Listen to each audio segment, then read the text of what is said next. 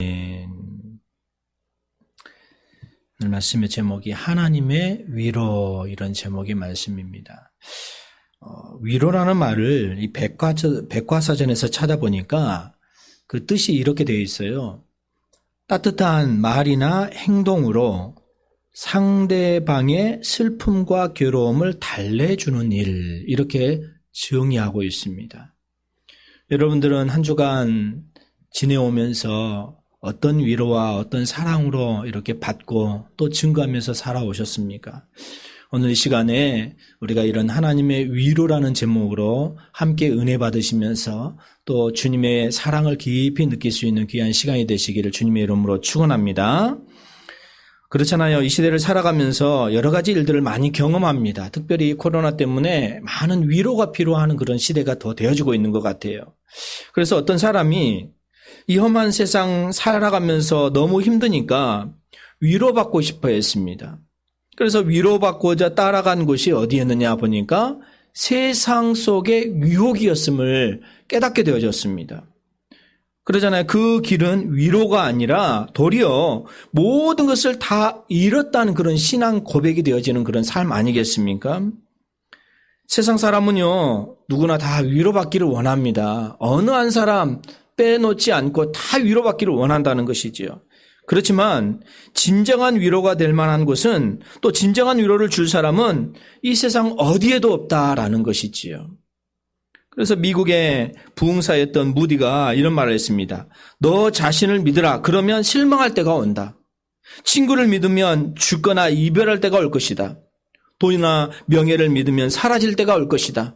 그러나 예수를 믿으면 영원한 생명을 얻고 후회할 일이 없을 것이다 라는 말을 남겼습니다. 우리들이 참된 위로를 받을 것은 하나님 한 분밖에 없는 줄 믿습니다. 오늘 이 시간에 봉독한 말씀이 그렇지요. 하나님께서 아브라함을 위로해 주는 말씀입니다. 아브라함의 조카, 우리 14장부터 보면 이런 내용이죠. 아브라함의 조카 롯이 전쟁 포로로 붙잡혀 갔을 때 아브라함이 가신 318명을 이끌고 쫓아가서 그 여러 왕들을 파하고 모든 것을 되찾아옵니다. 그런데 모든 것을 되찾아왔지만 아직도 그곳에 남는 강한 힘을 가진 사람들이 존재하고 있었습니다.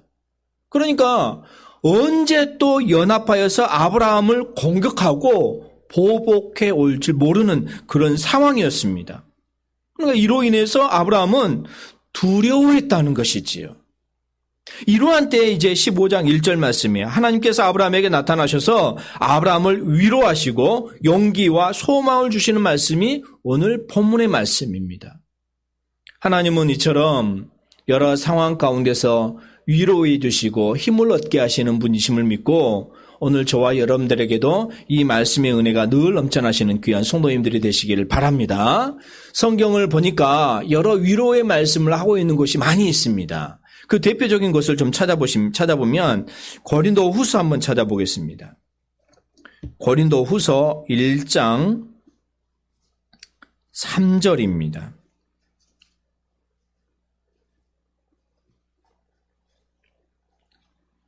고린도 후서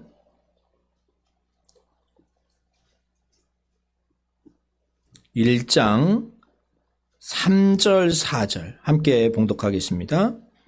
찬송하리로다. 그는 우리 주 예수 그리스도의 하나님이시요 자비의 아버지시요 모든 위로의 하나님이시며 우리의 모든 환난 중에서 우리를 위로하사 우리로 하여금 하나님께 받은 위로로서 모든 환난 중에 있는 자들을 능히 위로하게 하시는 일이시리로다. 계속해서 보면 위로라는 말이 너무너무 많이 등장하고 있습니다. 위로, 또 6절에도 위로 이런 말들이 계속 말씀하고 있잖아요. 거듭거듭 위로하신다라는 말씀이에요. 또 예수님은 일평생 우리 삶을 보세요. 예수님의 공생의 기간 동안에 위로하고 있었음을 볼 수 있습니다. 외로운 자를 위로하셨습니다.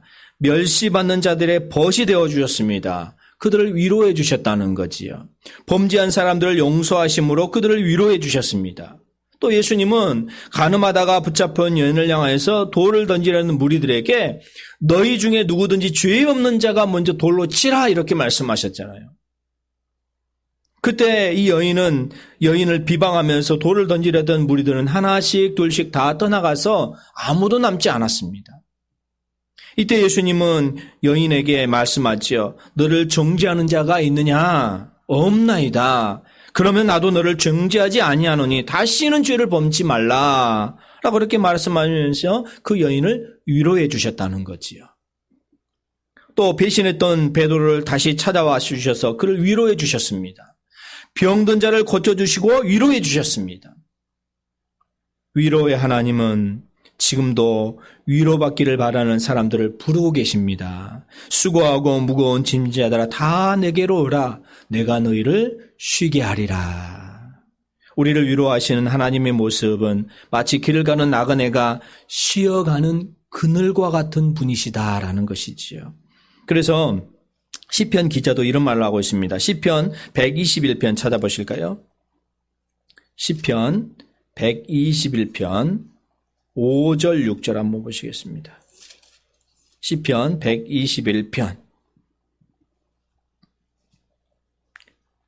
5절 6절 함께 봉독합니다. 여호와는 너를 지키시는 이시라. 여호와께서 내 오른쪽에서 내 그늘이 되시나니 낮에가 너를 상하게 하지 아니하며 밤의 달도 너를 해치지 아니하리로다. 우리가 섬기는 하나님은 위로의 하나님이십니다. 어떤 경우의 사람이라 할지라도 능히 위로를 받을 수 있는 것이 하나님의 품속이다라는 것이지요. 사람이 사람을 위로하는 것은 한계가 있는 것 같아요. 인간의 능력이 한계가 있고 인간의 언어 구사 능력이 한계가 있기 때문에 그렇습니다. 그러나 전능하신 하나님은 모든 위로의 하나님이신 줄 믿습니다. 여러 세파에 휘달려서 지친 아브라함을 위로하셔서 그의 갈 길을 가도록 하신 하나님은 아브라함의 하나님뿐만 아니라 저와 여러분들 모두의 하나님이시다는 거지요. 그 하나님은 저 멀리 하늘나라에만 계시는 것이 아니라 지금 이 자리에 오늘 저와 여러분들 곁에 계실 줄 믿습니다. 이러한 위로의 하나님이 어려운 세상을 힘들게 살아가는 모든 성도들과 함께 하시기를 원하신다는 거지요. 얼마나 이 시대를 살아가며 있어서 많이 힘들고 어렵습니까? 많은 사람들에게 또 어려움을 당하게 되어졌을 때, 믿었던 사람이 우리를 공격해 올 때 얼마나 힘든지 몰라요. 그때 하나님은 어떻게 이루하시느냐. 오늘 말씀을 보니까 지금 첫 번째로 아브라함에게 환상 중에 임하게 되어지죠. 이상 중에 임하게 되어진다라는 것입니다. 오늘 환상 중에라고 이렇게 말하고 있잖아요. 이 환상이라는 것이 뭘까요? 인간의 자연 영역을 초월한 하나님의 계시 전달 방법을 가리키는데 육체적 감각에 있는 실제 현상이나 혹은 꿈, 환상, 무아지경에서 나타나는 그런 현상들을 가리킵니다. 이해를 돕기 위해서 이야기로 설명을 해드려보면 미국의 어느 흑인 교인이 흑인들만 모이는 교회에 가다가 시간이 늦어버렸어요. 시간이 늦어버렸는데 그 시간이 늦어서 가까운 백인 교회에 가서 주일 예배를 드리고자 이렇게 들어가게 되어집니다. 백인들만 모이는 교회이기 때문에 흑인들이 들어가면 안 되는 그런 교회이지요. 지금은 그렇지 않습니다만 예전에는 이런 일들이 좀 심각했잖아요. 흑인이라는 이유로 들어갈 수 없다는 거절을 당했습니다. 예배당 의자에 앉지 아니하고 뒤편에 서서 그냥 예배를 드릴 테니까 오늘만 허락해달라. 내가 다른 교회, 내가 다니는 교회가 있는데 그곳에 너무 시간이 늦어서 같이 못하니까 이곳에서 예배를 드리게 해달라. 이렇게 예언했습니다. 그러나 그것마저도 거절당했습니다. 서러움에 북박져 오른 이 흑인이 예배당 밖 계단에 엎드려서 서럽게 흐느끼면서 하나님께 부르짖습니다. 그때 그 부르짖는 기도 소리를 들으신 예수님께서 나타나셔서 옆에 오셔서 왜 울고 있느냐? 그러자 이 흑인이 말하는 하나님의 집인데 흑인이란 이로 이 성전에 들어가지 못해서 쫓겨났습니다. 주님 이럴 수가 있습니까? 그럴 때 하는 말이 울지 마라. 너만 쫓겨난 것이 아니라 나도 이 성전에 들어가지 못하고 여기 서 있지 않니? 라고 이렇게 말하면서 이 흑인을 위로해 주셨다라는 것입니다. 이 흑인에게 나타나신 주님은 이상 중에 나타나신 거지요. 오늘 우리도 그렇습니다. 주님을 만나고 주님께 더 의뢰하기를 힘쓰시는 오늘 귀한 성도님들이 되시기를 주님을 축원드립니다. 두 번째, 성경 말씀으로 위로해 주십니다. 하나님께서 위로하실 때 꼭 이상으로만 위로하는 것이 아니죠. 아브라함이 살았던 때는 성경이 없는 시대이지요. 그렇기 때문에 하나님은 주로 이상으로 나타나셔서 하나님의 뜻을 알리셨습니다. 그런데 우리는 오늘날 시대는 성경 말씀을 통해서 오늘 우리에게 위로를 주시는데, 자, 로마서 15장 4절 한번 보실까요? 로마서 15장 4절.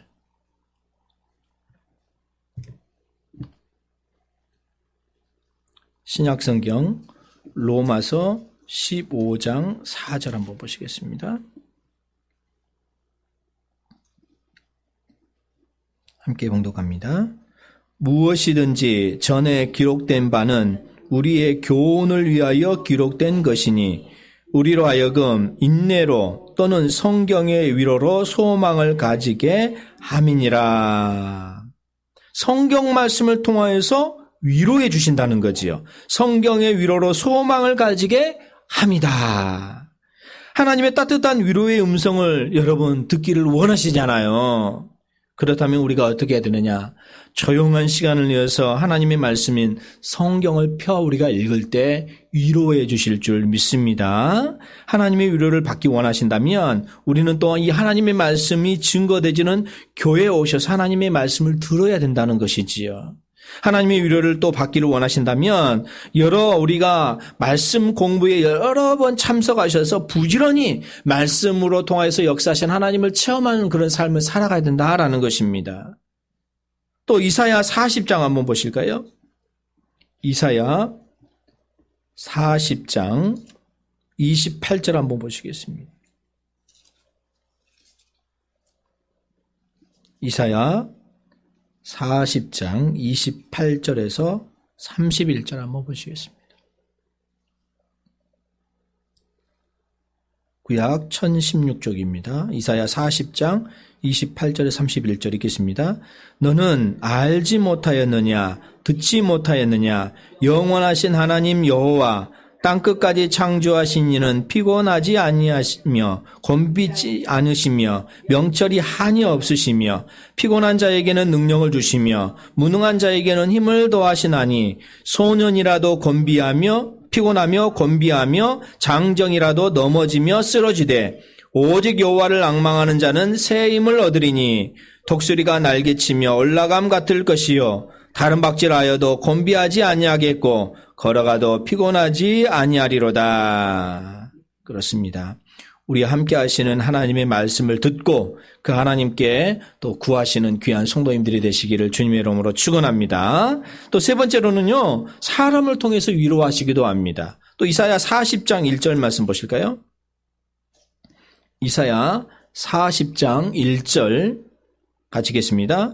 너희의 하나님이 이르시되 너희는 위로하라. 내 백성을 위로하라. 괴로워하는 이웃이 있습니까? 찾아가 우리 위로하라는 거지요. 힘과 용기를 북돋워주라는 말씀입니다. 그래서 함께 세상을 이기며 살아가도록 하라라는 말씀 아닙니까? 자살률이 우리나라에도 아주 높잖아요. 왜 자살하는가 그 사람들을 보면 그런 것 같아요. 다른 사람에게 말하고 나 상황이 이렇습니다. 저렇습니다. 이렇게 물어볼 때 이 사람의 마음을 알아주고 힘을 돋궈주라라는 말 아니겠습니까? 그런데 아무도 그 사람의 마음을 알아주지 않은 거예요. 그러다 보니까 자기만 알아주지 않기 때문에 자기가 이제 해야 할 일이 뭐냐 이렇게 보니까 결국은 내가 이 세상에서 없어져야 되겠다라고 생각하면서 자살하게 된다는 거예요. 그렇게 자살 충동을 느껴서 결국은 실천에 옮겨버린다는 거지요. 오늘 이 40장 1절에 보니까 너희 하나님이 이르시되 너희는 위로하라. 내 백성을 위로하라. 이렇게 말씀하고 있다라는 거예요. 덴마크의 부흥의 은인으로 알려졌던 어떤 목사님이 계십니다.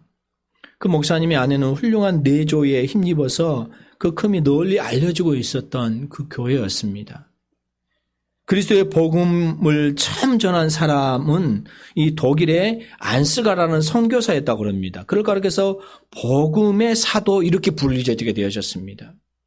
그 이 안스가르가 덴마크에 복음의 씨앗을 뿌린 지 1000년이 되던 해에 안스가르 1000년 기념제가 곳곳에서 열리고 있었을 때였거든요. 그룬투비 목사님도 자기 교회에서 이 기념을 성대히 지키기 위해서 여러 가지를 준비했습니다. 그러면서 하놀드 왕과 안스가르라는 이 장편시를 출판함과 동시에 축복의 날이라는 자작 찬송가 3편을 함께하여서 기념식 때에 교회에서 불의로 했습니다. 그런데 이 그룬트비와 사이가 좋지 않았던 목사 감독이었던 클라우스에는 그것을 알고 전 교회에 명령을 내렸어요. 어떤 명령이었느냐면요. 찬송가 책에 있는 것 외의 것은 절대로 부르지 말라. 이렇게 명령을 내린 거예요. 이에 관해 교직자 간 말이 많았는데 그 가운데 크게 놀라운 것은 그룬투비였습니다. 그가 만일 교인들이 내가 지은 찬송가를 부르지 못할 것이라면 내가 지어하는 설교도 들어서는 안 될 것이다. 이렇게 말하면서 사직원을 내버렸어요. 그것이 1826년 6월이었는데 50을 바라보는 나이에 또 많은 가족을 거느리고 있는 그룬투비에게 있어서 비장한 결단이었다고 그래요. 그의 친구들은 앞으로 예측됐던 권한을 말하면서도 그룬투비의 결심을 바꾸려고 이해를 썼습니다. 그러지 말아라. 그냥 좋은 쪽으로 갔으면 좋겠다. 사람들이 그런 거예요. 그런데 그의 부인이었던 엘리사베 브리카라는 분이 결코 용기를 잃지 않을 뿐만 아니라 남편을 위로하고 격려하면서 그로 하여금 용기를 잃지 않도록 이렇게 했습니다. 그러면서 하는 말이 이거예요. 당신이 걱정하는 것이 무엇인지 저는 알고 있습니다. 당신은 아내와 아이들 때문에 걱정하고 있습니다. 그러나 우리를 죽게 맡겨버리세요. 그리고 우리 주님이 당신이 명하는 대로 충성을 다하세요. 그는 우리에게 먹을 것을 주실 방도가 무엇임을 잘 알고 계실 것입니다. 라고 이렇게 말하면서 위로와 격려의 힘을 얻었다라는 말씀입니다. 그래서 그 후에 덴마크 부흥의 은인이 되는 큰 업적을 달성하게 되어졌다는 거예요. 그렇습니다. 믿음에 의한 지혜로운 말 한마디가 궁지에 몰렸던 그 남편의 성공을 큰 성공의 자리에 우뚝 서게 했다라는 것이지요. 우리가 이 시대를 살아가고 있습니다. 말씀으로 살아야 될 그런 시점에 우리가 있는 것 같아요. 더욱더 우리가 주의 말씀으로 힘을 얻기를 힘쓰시는 귀한 성도님들이 되시기를 주님의 이름으로 축원합니다. 그러면 오늘 이 말씀을 통해서 이상 중에 나타나신 하나님께서 아브라함을 어떻게 위로하고 계시느냐라는 말씀입니다. 오늘 다시 한번 말씀을 보실까요? 환상 중에 나타난 하나님께서 무슨 말씀으로 아브라함을 위로하고 있느냐? 첫 번째로 말씀하고 있는 것이 두려워하지 말라 이렇게 말씀하고 있지요. 우리가 세상을 살아가려고 하면 우리를 두려워하는 일들이 얼마나 많이 있습니까? 그런데 하나님은 말씀하시고 계시는 거예요. 두려워하지 말라. 그 까닭이 뭘까요? 전능하신 하나님이 함께 하시기 때문에 그렇습니다. 하나님이 함께 하시는 사람을 누가 감히 하겠습니까? 아브라함에게만 두려워하라 말씀하신 것이 아니죠. 성경의 많은 선지자들에게 하나님께서는 찾아오셔서 두려워하지 말라 이렇게 말씀하고 있는데 그 대표적인 사람을 보니까 이사야 선지자에게 이렇게 말씀하셨어요. 한번 찾아보실까요? 이사야 41장입니다. 이사야 41장 10절 한번 보시겠습니다. 이사야 41장 10절 함께 읽겠습니다. 두려워하지 말라. 내가 너와 함께함이라. 놀라지 말라. 나는 내 하나님이 됨이라. 내가 너를 굳세게 하리라. 참으로 너를 도와주리라. 참으로 나의 의로운 오른손으로 너를 붙들리라. 이사에게 찾아오셔서 하나님께서는 말씀하고 있는 것이지요. 또 가나안 정복을 눈앞에 둔 여호수아에게 하나님은 말씀하셨잖아요. 여호수아 1장 한번 보실까요? 여호수아 1장 5절입니다.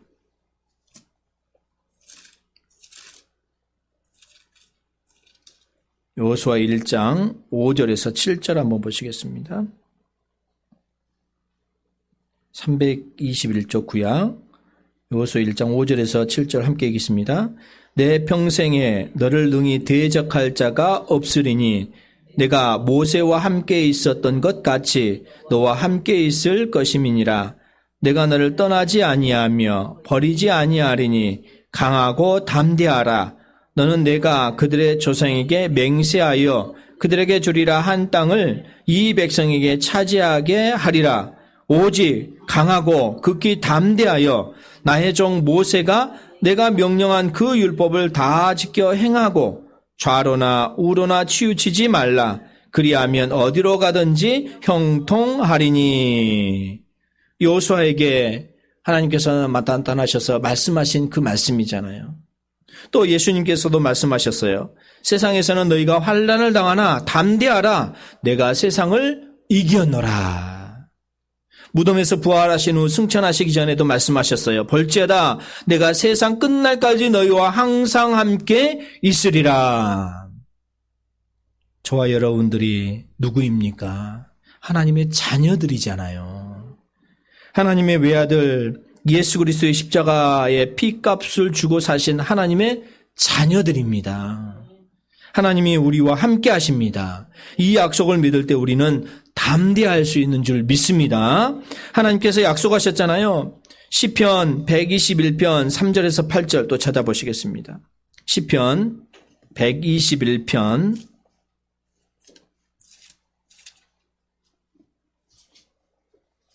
3절에서 8절입니다. 시편 121편 3절에서 8절 함께 계십니다. 여호와께서 너를 실족하지 아니하게 하시며 너를 지키시는 이가 졸지 아니하시리로다. 이스라엘 지키시는 이는 졸지도 아니하시고 주무시지도 아니하시리로다. 여호와는 너를 지키시는 이시라. 여호와께서 내 오른쪽에서 내 그늘이 되시나니 낮의 해가 너를 상하게 하지 아니하며 밤의 달도 너를 해치지 아니하리로다. 여호와께서 너를 지켜 모든 환난을 면하게 하시며 또 내 영혼을 지키시리로다. 여호와께서 너의 출입을 지금부터 영원까지 지키시리로다. 성경 말씀을 보니까 얼마나 많은 말씀으로 우리에게 위로해주고 있는 말씀을 우리가 찾아볼 수 있잖아요.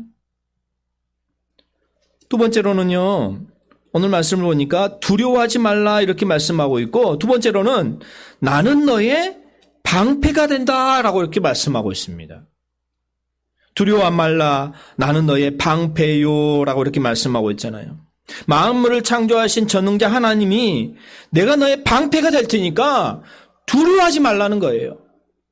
방패를 주시면서 이것으로 두려워하지 말고 적을 막으라고 하지 않으시고 하나님이 친히 적을 막는 방패가 되어주신다라는 말씀이에요. 이 하나님의 말씀처럼 아브라함이 나아가는 길에 아무도 방해하지 못했습니다.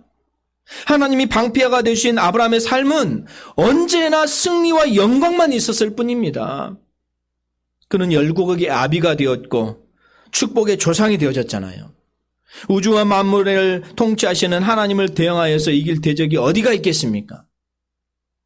히브리서 13장 6절 말씀에 우리가 담대히 가로되 주는 나를 돕는 자이시니 내가 무서워 아니하겠노라. 사람이 내게 어찌하리요? 라고 이렇게 말씀하고 있습니다. 또 하나님이 방패가 되시는 이 귀한 진리를 깨달았던 사람이 있는데 그 사람이 대표적으로 다윗입니다. 자, 시편 18편 한번 보실까요? 시편 18편 1절 2절 말씀 보실까요? 시편 18편 1절 2절 읽겠습니다. 나의 힘이신 여호와여 내가 주를 사랑하나이다. 여호와는 나의 반석이시요 나의 요새시요 나를 건지시는 이시요 나의 하나님이시요 내가 그 안에 피할 나의 바위시요 나의 방패시요 나의 구원의 뿌리시요 나의 산성이시로다. 다윗 또한 하나님께서 나의 방패시다, 나의 구원의 뿌리시다, 나의 산성이시다 라고 이렇게 말씀하고 있는 것을 볼 수 있잖아요. 그 이유에 보면은 이 하나님이 함께 하시고 있음을 몸소 체험하면서 경험했던 일들을 말씀하고 있습니다. 그렇습니다. 이 세상의 모든 힘은 잘 변한 것 같아요. 오래가지 못하는 것이 힘입니다. 우리들이 믿을 만한 불변의 힘은 오직 하나님의 능력밖에 없는 줄 믿습니다. 그렇잖아요. 변하잖아요. 실력도 큰 힘입니다. 하지만 이 실력도 얼마 안 가면 또 변하게 되어진다는 거지요. 지식도 마찬가지입니다. 지식도 얼마 안 가서 계속해서 변화되어지고 또 새로운 것이 나타나게 되어집니다. 재력의 힘도 마찬가지입니다. 언제 변화해서 나를 떠날지 아무도 모르는 것이 돈의 힘입니다. 성경은 이렇게 말하고 있잖아요. 디모데전서 6장 17절에 보니까 내가 이 시대의 부한 자들을 명하여 마음을 높이지 말고 정함이 없는 재물에 소망을 두지 말고 오직 우리에게 모든 것을 후이지사 누리게 하시는 하나님께 두라라고 이렇게 말씀하고 있습니다. 또 권력의 힘도 대단합니다. 하지만 권력의 힘은요, 계속해서 변화되어져 가고 있다는 거예요. 내년에 이제 대통령 선거가 있습니다만은 지금 누가 어떻게 될 것이다. 많은 사람들이 말들 하고 있지만 실제적으로 그 당시에 가면 누가 될지는 아무도 모른다는 거지요. 수시로 변하게 되는 것이 또 권력의 힘이라는 것이지요. 천하를 호령하면서 나는 새도 떨어뜨릴 만한 정대 권력을 휘두르는 사람들이 아무 힘 없이 이리저리 휘둘리는 그런 안타까운 모습을 우리가 주변을 통해서 많은 것들을 보면서 우리가 보게 되어지잖아요. 체력의 힘도 마찬가지입니다. 많은 사람이 건강관리에 심혈을 쏟고 있습니다. 하지만 건강을 위해서 노력하지만 흐르는 세월 속에는 속수무책이잖아요. 이처럼 세상의 모든 힘은 쉽게 변하게 되어진다는 거예요. 영원 불변하시는 분은 오직 하나님 한 분뿐인 줄 믿습니다. 그렇기 때문에 우리가 하나님을 믿고 순종하면서 나아갈 때 하나님의 능력을 힘든 것만으로 이 세상을 이기는 방패가 되어진다라는 것이지요. 하나님이 방패가 되신 아브라함의 삶의 특징이 뭘까요? 자, 히브리서 한번 찾아볼까요? 히브리서 11장 한번 보시겠습니다. 히브리서 11장이 믿음장이고 그 믿음의 사람들을 기록해 놓은 그 장이잖아요. 히브리서 11장 8절 한번 보시겠습니다. 히브리서 11장 8절 읽겠습니다. 믿음으로 아브라함은 부르심을 받았을 때에 순종하여 장래 유업으로 받을 땅에 나아갈새 갈 바를 알지 못하고 나아갔으며 11절도 보실까요? 11절 믿음으로 사라 자신도 나이가 많아 단선하였으나 잉태할 수 있는 힘을 얻었으니 이는 약속하신 이를 미쁘신 줄 알았음이라.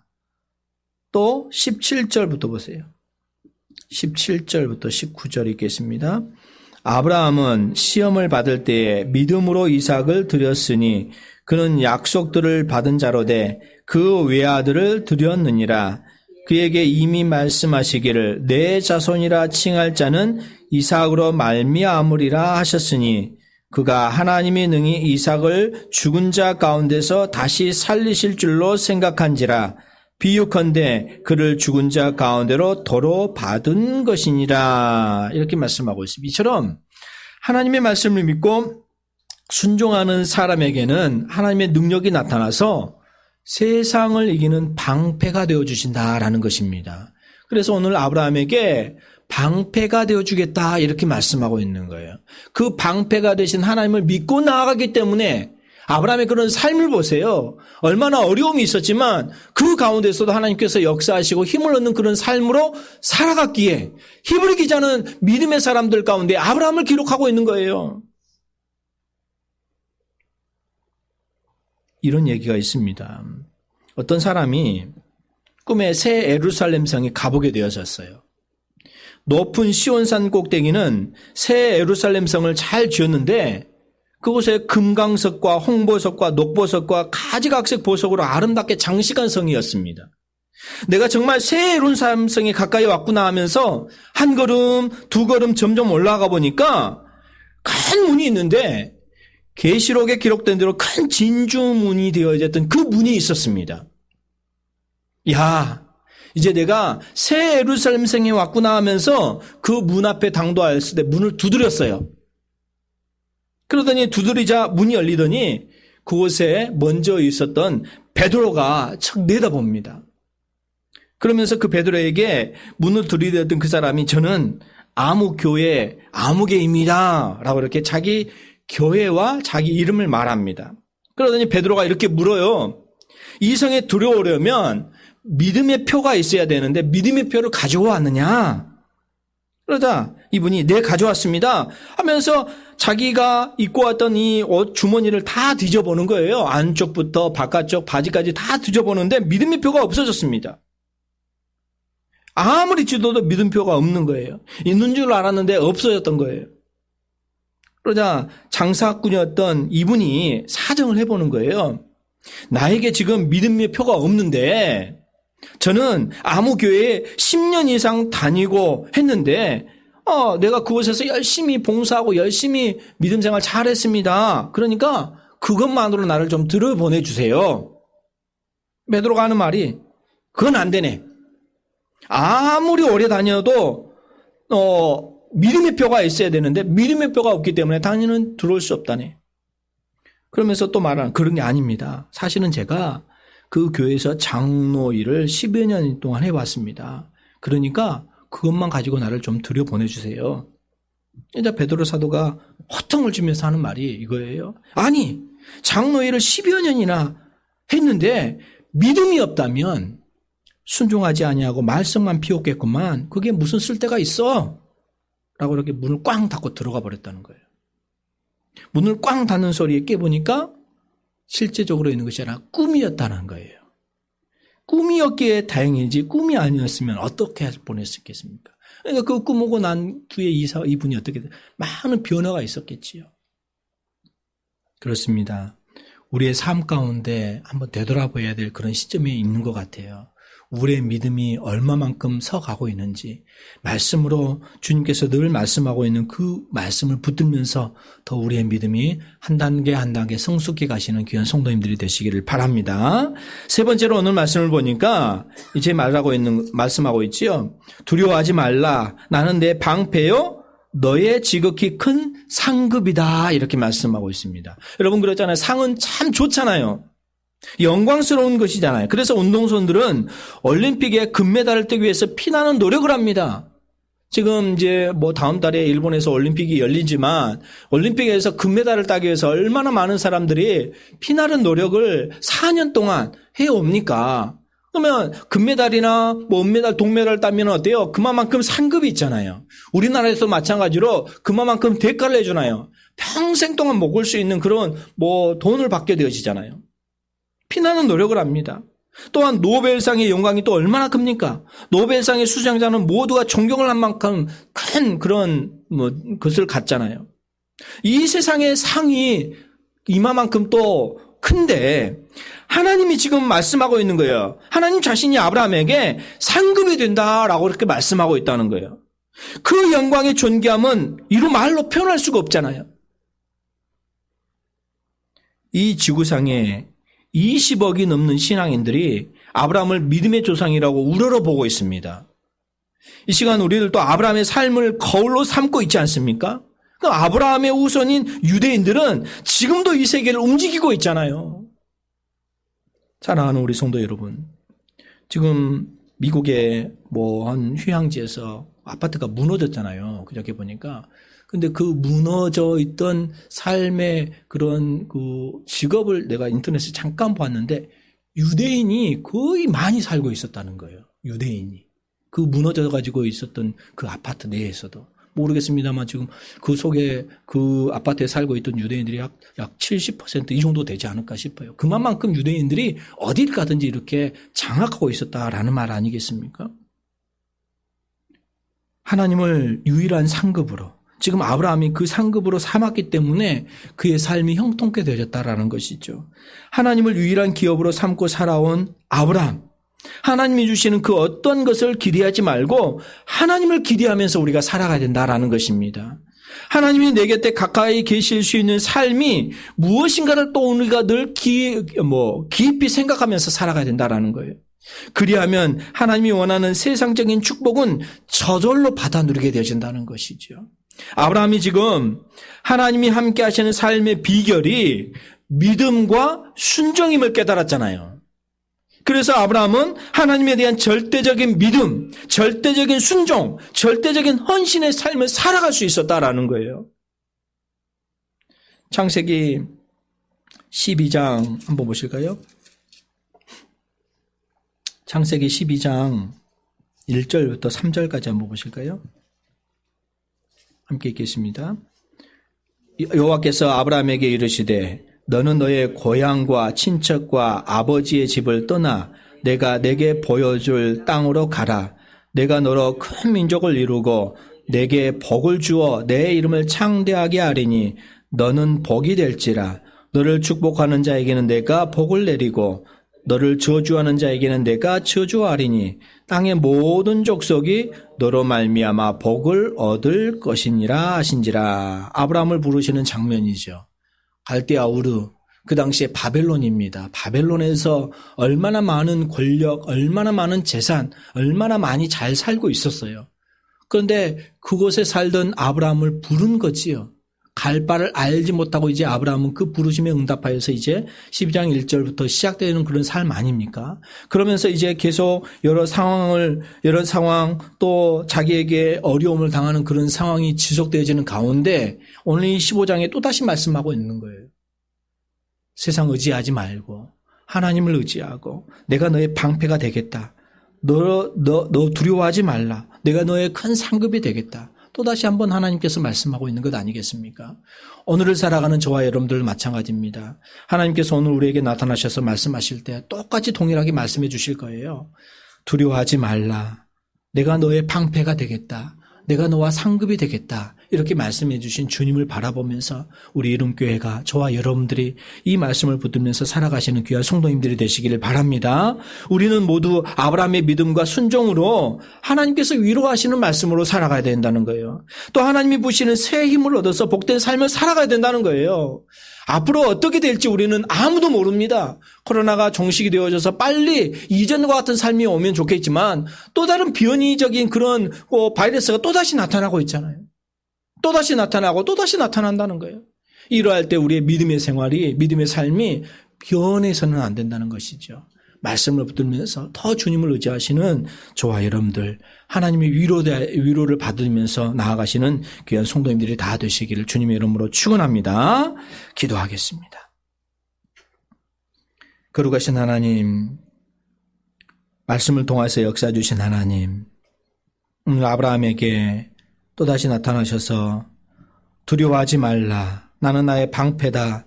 너의 지극히 큰 상급이다. 라고 이렇게 위로해 주신 하나님, 오늘을 살아가는 우리에게도 이렇게 말씀하신 줄 믿습니다.